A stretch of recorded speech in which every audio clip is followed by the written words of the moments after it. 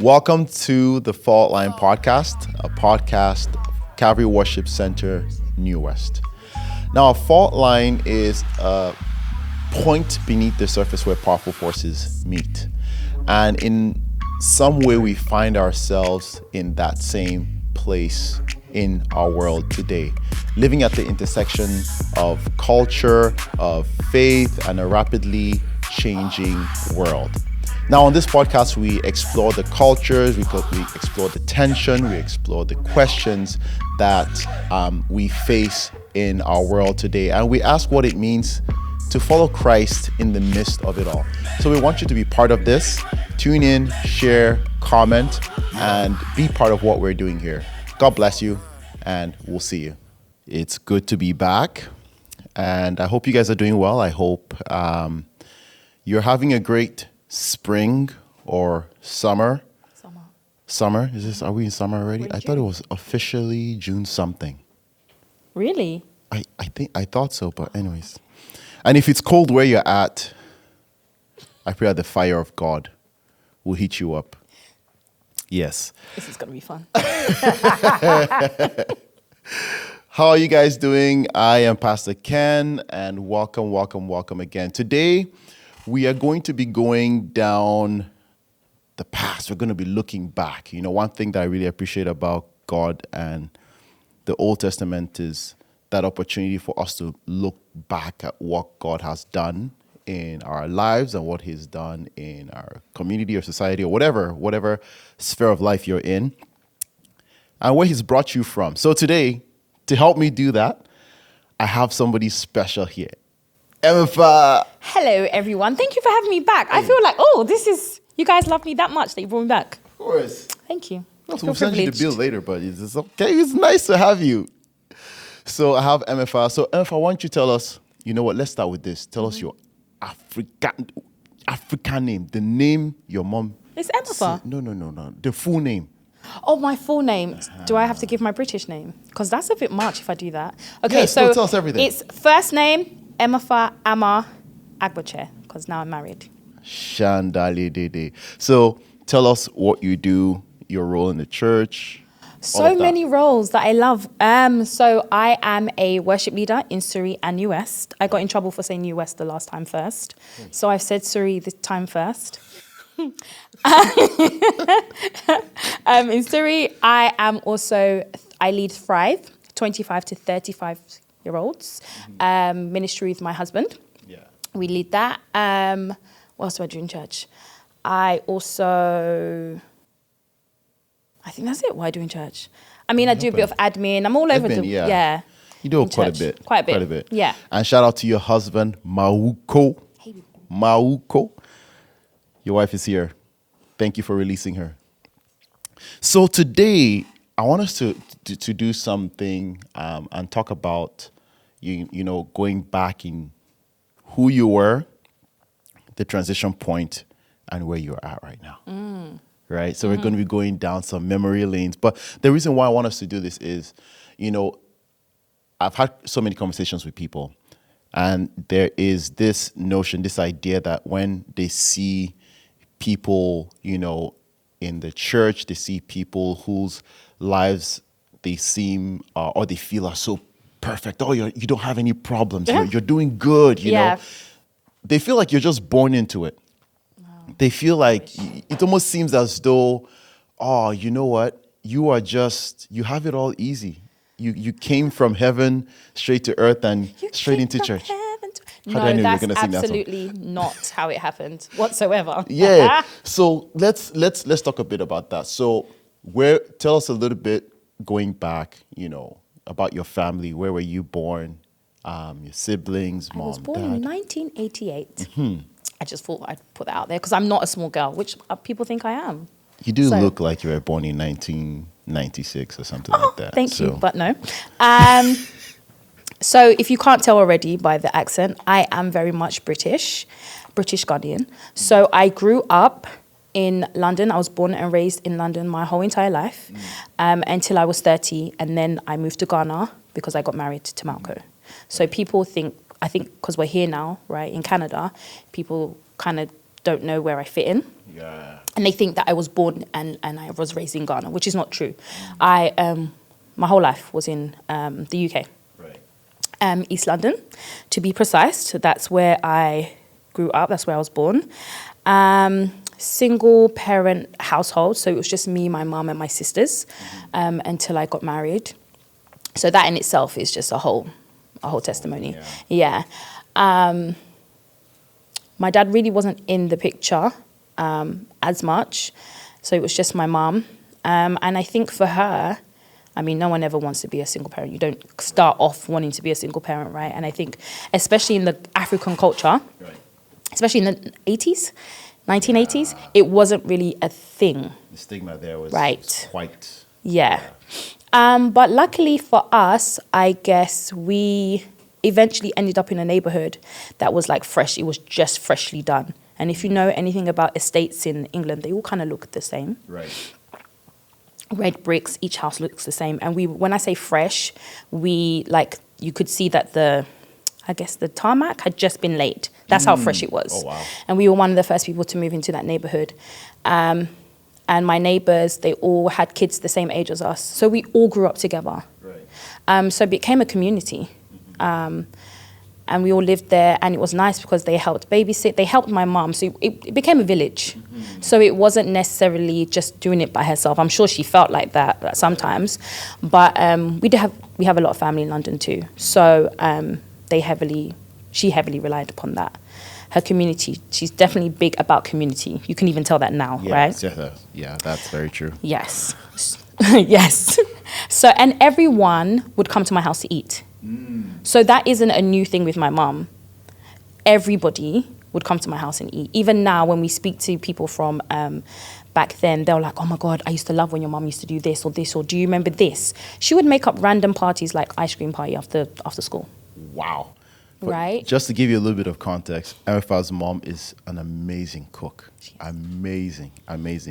And she helps with, a lot of events in the church, like the youth camps and even the women's conference and sometimes even other events that happen in church. And I would say she has a gift and she definitely has a gift. Love for just serving people, just nourishing the body. Yeah.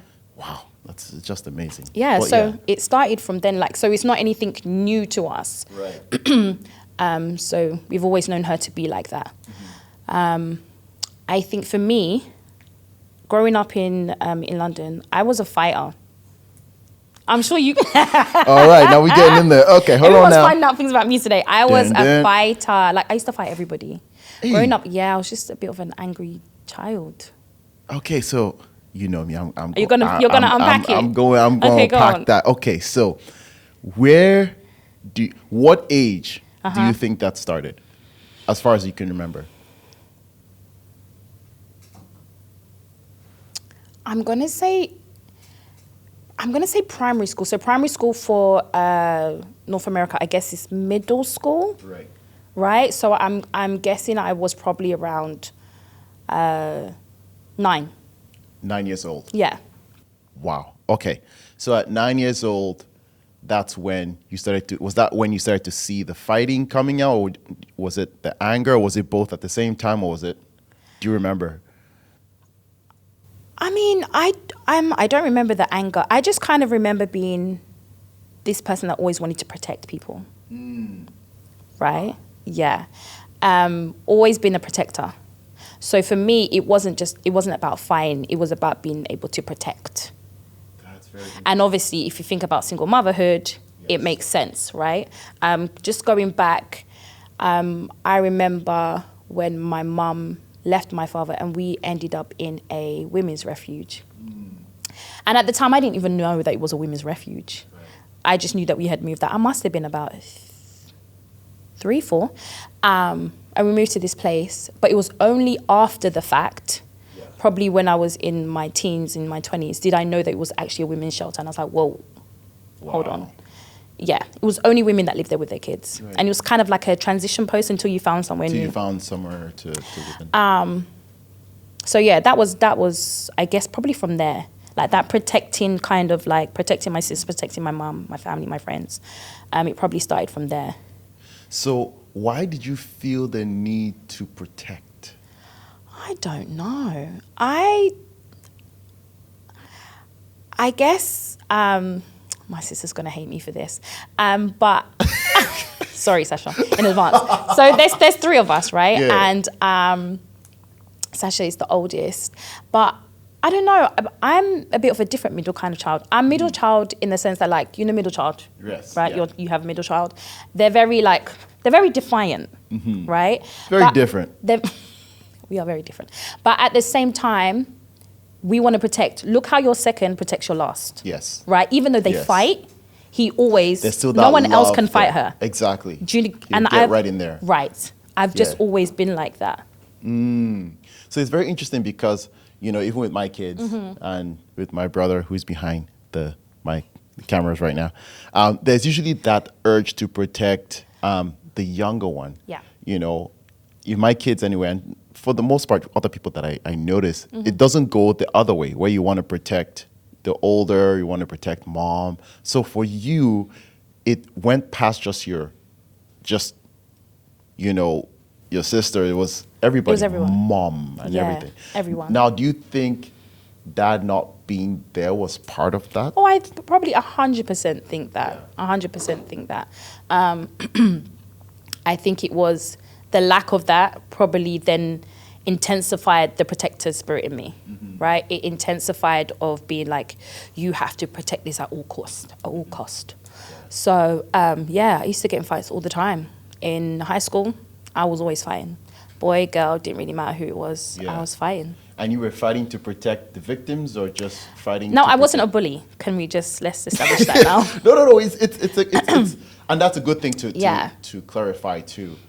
But the people say that you were getting in fights with, were these people who were bullying other people? Yeah, Or I don't even think I even thought about it. So in high school, I remember, and my older sister's so different to me. So when she went to school, we're 2 years apart. So when she started high school, she's very an A student, everything right, no trouble whatsoever. So I think they thought I was going to be like that.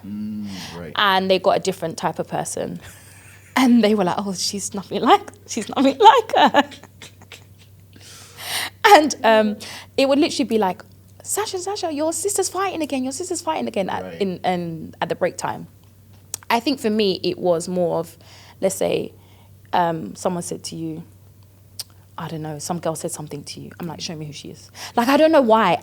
They would call me for, like, if you wanted to fight someone, you'd call me. Wow. So you were the human protector. You were the Moses in a sense. Yeah, because Moses, you remember when he got an awareness of these were his people who were enslaved, and he was wanting to protect, and then he killed the Egyptian and all of that. So do you think that was part of it too? Like, you just... No, I probably was not thinking Moses at the time. I mean, you were not thinking to that depth. But yeah. Oh, that's very interesting. I don't think I've ever Because it's thought one of thing it like that. for your family, it's another Yeah. thing for other people. I think also where I grew up, it was just part of the culture. So in London, when you live in an inner city, if your friends are fighting or someone you're going to be involved. Part of that. Like you have to, in a sense. Like if someone's fighting, they'll be like, where were you? So growing up in that, I think again, it just intensified. It fueled the fire, right? It's a cultural part of it. Yeah. Okay, so let's move on to this Yes. now. What was it like growing up without a father? Like, what age did dad leave? How do you remember, or what do you remember about that situation, and what was the initial reaction? How did it translate over time? And we'll come to where you're at right now, but I think at the beginning, so he wasn't, I can't say he was like never in my life, he was. So, and he has been. And so when my mum and dad got divorced, my sister was 5, I was 3. My younger sister was a baby. And so we had to go to court back and forth all the time. right. And so I think, I don't know, so we only went there every other weekend, I think it was, at the beginning. But my mum was a kind of person that was never, ever, even to this day, has ever talked bad about my dad, ever. But on the other side, it wasn't like that.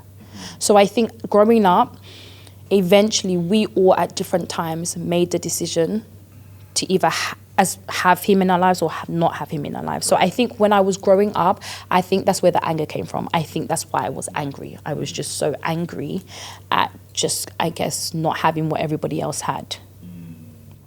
Right. And I have a lot of uncles, but uncles and fathers, they're two different things. Right. I thought that was the next thing I was going to ask, how involved were your uncles? Like, did you have older cousins? Yeah. People like that, like men figures who came around at all? I think I spoke about this in the other podcast where I said the women in my family have always kind of risen to the top. Right. They've always been the stronger ones.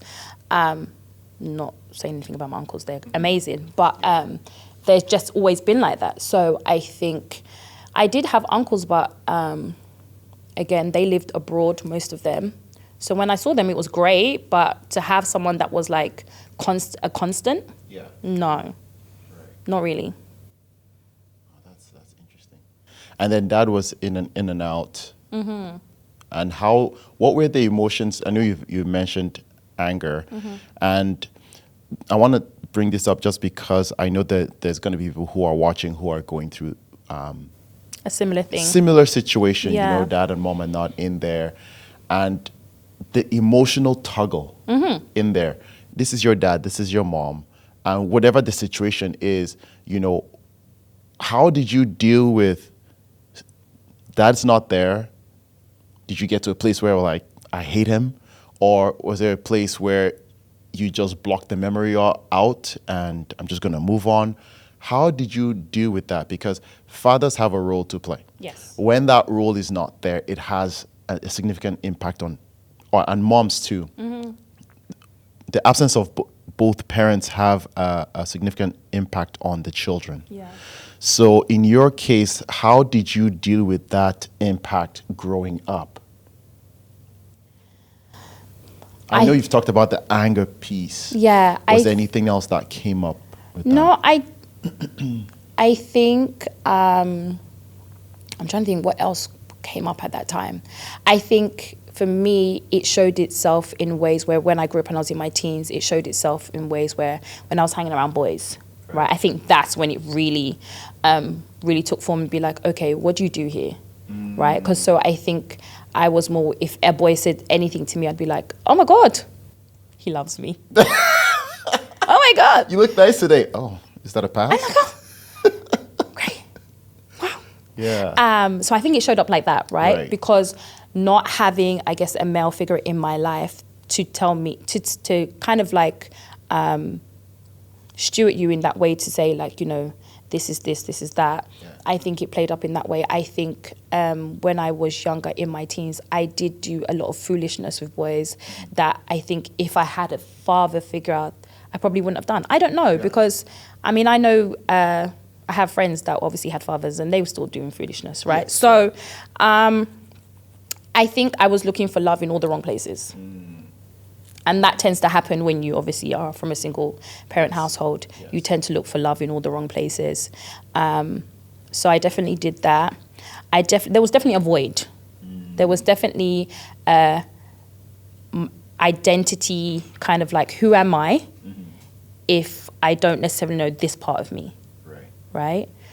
Who am I if I don't know anything about my family, don't know anything about his side at all?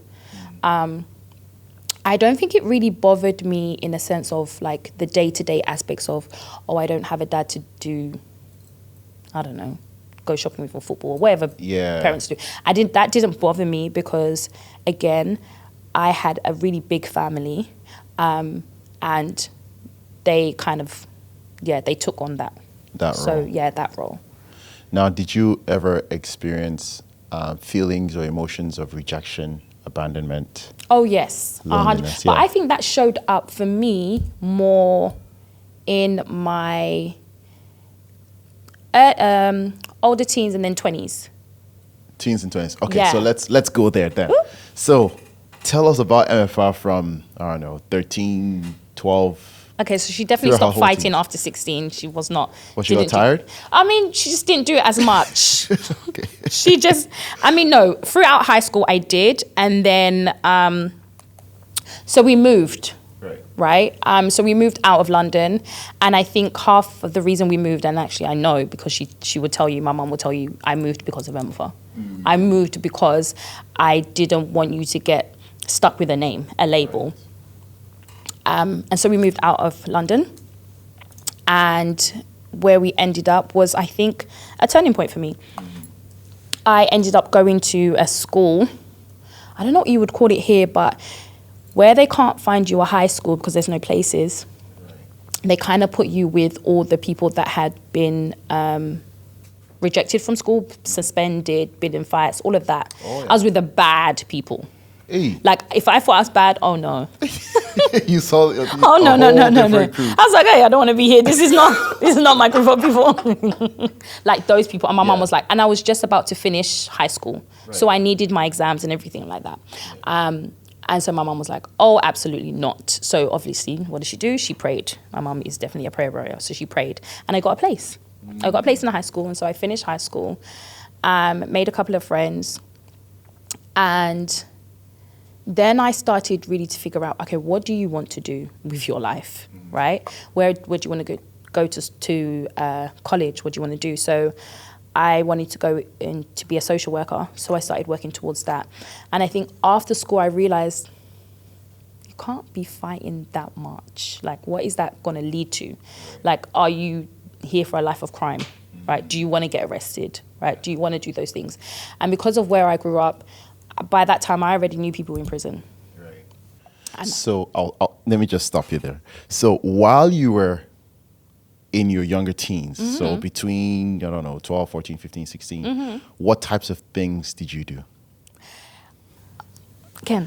It's a testimony. We're trying to help people. So I wouldn't say I wasn't that bad, but like, I didn't necessarily do things that were like illegal. Like I didn't, okay, well, that's a lie. I used to smoke weed, so that's very illegal.